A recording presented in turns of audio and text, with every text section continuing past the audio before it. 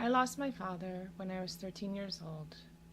And when the loss occurred, even though he had been very ill, it was really a big surprise to me. I was being 13 years old, I was still in that space between being a kid and being an adolescent, where you can kind of live in this fantasy that everything is going to be fine. But that day in December, right after Christmas, was the day that I realized that fantasy sometimes doesn't come true. And it really represented the end of my childhood. After the loss, I felt so alone. I had one friend who had lost a parent, but other than that, I felt that it was just me, and that I wore a letter around with me, a big letter of G for grief, and maybe D for depression. I really hoped that in the morning I could just not wake up and stay underneath my covers forever and never face the world again. It took a couple of years, but I had a flash of insight.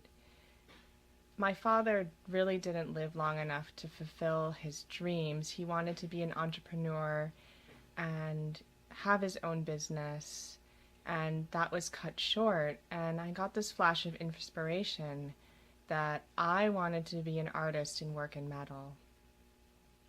So, knowing how short life can be, I started my reentry process by becoming very focused on what I really wanted to fulfill in my life. What is my life purpose?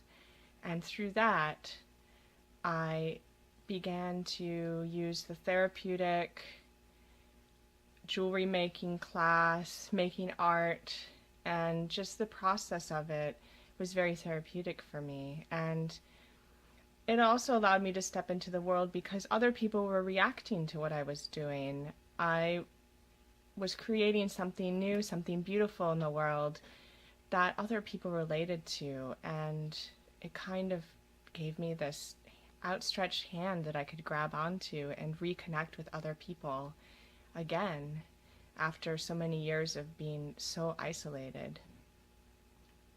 What I really, really wish I had done faster to re-enter my life faster was to realize that my father would have not wanted me to be a professional mourner as a teenager.